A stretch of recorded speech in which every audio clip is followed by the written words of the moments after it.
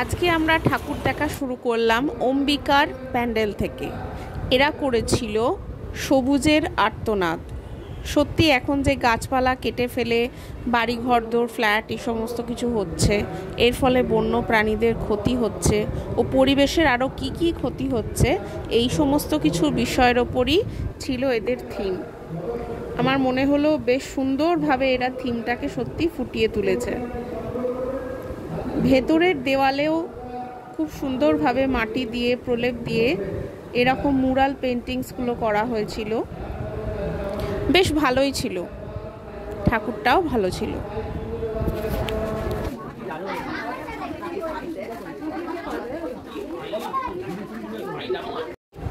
এবারে আমরা এলাম গোদলপাড়া মনসাতলায়।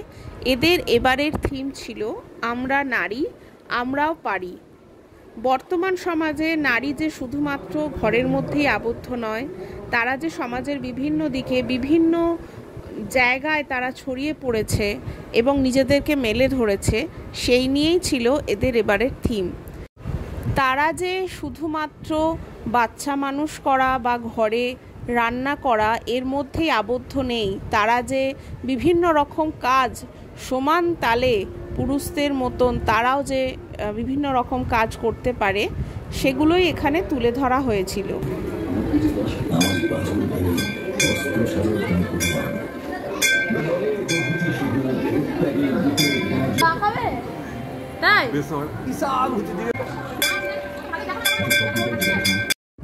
এবারে আমরা চলে এলাম চার মন্দির তলায়। এখানেও আমাদের দৈনন্দিন জীবনযাত্রারই কিছু অংশ এখানে তুলে ধরা হয়েছিল, যেমন বাজার, দোকান, এই সমস্ত কিছু মানুষের বিভিন্ন জীবিকা, এগুলোকে তুলে ধরা হয়েছিল। এখানে একটা অদ্ভুত দৃশ্য চোখে পড়ল। প্যান্ডেলের ভেতরে একই সাথে দুটি প্রতিমা।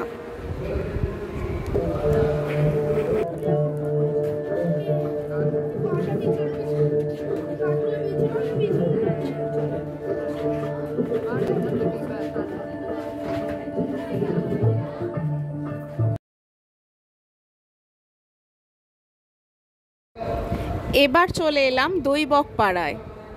সত্যি এখানে রং ও রেখাতেই মায়ের আবাহন হয়েছে। প্রকৃত রূপেই এখানে ঢুকে এত সুন্দর সুন্দর চোখ জোড়ানো আর্ট ওয়ার্ক দেখতে পেলাম।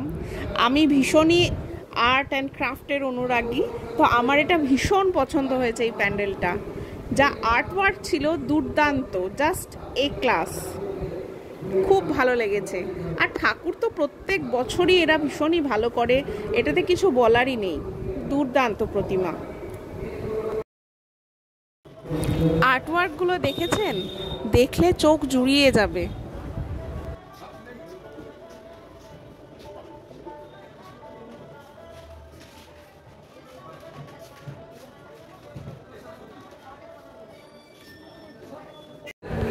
এবার চলে এলাম পঞ্চাননতলায়, বোর পঞ্চাননতলা। এদের এবারের থিম হলো কল্পোদ্যান, মানে কল্পনার উদ্যান। সত্যি এত সুন্দর কল্পনা যে কারো হতে পারে, এটা ভেতরে না ঢুকলে বোঝা যাবে না। তবে এটা আমি রিকোয়েস্ট করব এটা রাত্রিবেলা দেখার, কারণ এটা রাত্রিবেলা আরও সুন্দর লাগবে আলোর ছটায়। আর প্রতিমা একদম অন্য রকম, একদম অন্য রকম, বেশ ভালো, বেশ ভালো। এবার আমরা চলে এসেছি কুণ্ডুঘাট দালানে। এদের এবারের থিম ছিল 12 মাসে 13 পার্বণ। আর এদের প্যান্ডেলের যে সজ্জা ছিল সেটা যেন একটা আস্ত লাইব্রেরি, একদম অন্য রকম ফিল পাচ্ছিলাম এখানে ঢুকে। আর প্রতিমার বিশেষত্ব হলো, আমাদের পরবর্তী প্যান্ডেল হলো তালডাঙ্গা। এরা করেছিল কুসংস্কার, এই সমস্ত বিষয়কে এরা তুলে ধরেছিল তাদের মণ্ডপে।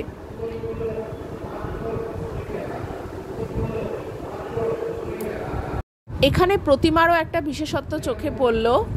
প্রতিমাটার ওপরে রাধাকৃষ্ণ দোল খাচ্ছিল। প্রতিমাটার যে মুকুট ছিল তাতে রাধাকৃষ্ণ দোল খাচ্ছে। একটু ভালো করে দেখুন, খেয়াল করে। আমার একদম ইউনিক লেগেছে জিনিসটা, তাই আপনাদের সাথে শেয়ার করলাম। আপনারা নিশ্চয়ই এসে এই সমস্ত জায়গা ঘুরে দেখে যাবেন।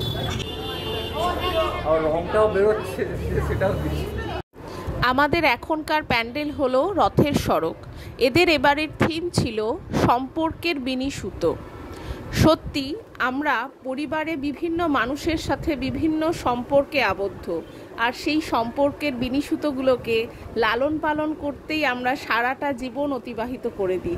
এগুলো খুবই সূক্ষ্ম, তাই এগুলো যাতে সহজে না ছিঁড়ে যায়, আমরা এগুলোকে অনেক যত্ন সহকারে এগুলোকে মানিয়ে চলি এবং বংশ পরম্পরায় জেনারেশন আফটার জেনারেশন এই জিনিসটাই হয়ে যাচ্ছে। আজ তাহলে এই পর্যন্তই।